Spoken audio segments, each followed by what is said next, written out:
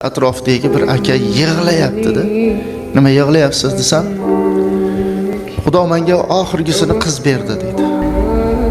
5-qizim ham qiz bo'ldi, farzandim. Menga qiz kerak emas deb ayolimni ko'ndirdim. Birovga bersak, ertaga nima bo'lmasin-u, o'zimizni tanishtirib, astanovkaga olib chiqib, qonini to'yg'azib bering, ust-boshlarini bering, bilagiga ismini yozib bering. Astanovkaga qo'yib qo'yaman.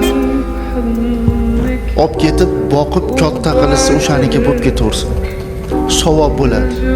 Xotinim ham ilojsiz xo'p dedi. Olib chiqib qonini to'yg'azib, ust-boshchalarini so'mkaga solib, bilagiga ismini yozib qo'yib qo'ydim. Qonni to'qligi uchun juda ham beg'am bo'lganligi uchun ovoz chiqarmadi.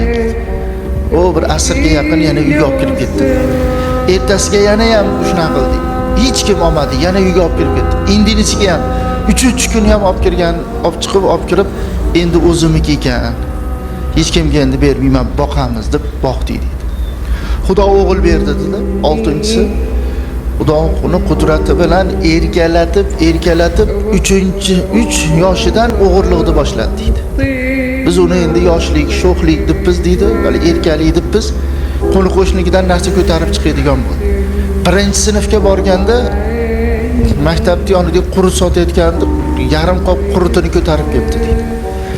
Uyimizni deydi ruchka bosib ketadi dedi. Sinfdoshlarini ruchkasi bormi, qalami bormi, o'chirg'ichi bormi o'g'irlab keladi dedi. Shunaqa o'g'ri bola bo'ldi dedi. Qarang, shunaqa ham o'g'ri bola bo'ldi dedi.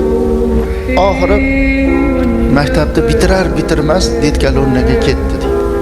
Detkalonnaga ketdi. Biz katta opalarni chiqarishni boshladik. Ayolim o'lib qoldi. Detkalonnadan xabar keldiki, bitasini pichoqlab qo'yganligi uchun qamoqqa o'tib ketdi endi. 3 yil o'tgandan keyin oxirgi kichkina qizimdan oldingisini turmushga bergan paytimizda bir hafta o'tib xabar keldiki, o'g'lingiz qimorda uyingizni yutqizib qo'ydi. Qamoqxonada qimorda uyingizni yutqizib qo'ydi. Uyda bo'shatmasalaring hammalaringni o'ldiramiz. Qizim ikkovimiz qoldik dedi. Hali tashab ko'chaga olib chiqib tashab kelgan qizim bilan qoldik dedi. Qizim bilan qoldik dedi. Uyimizni o'tib ketdi qimorga dedi. Qizim bo'lsa yig'laydiki, dada, xafa bo'lmay turing, men sizga uy olib beraman. Chevarxonamni bir chekkasida yashab turaylik deb, chevarxonasida yashab turib, kotej oldi dedi. Umraga jo'natdi. Umradan kelgandan keyin Spark olib berdi. Uy oldi.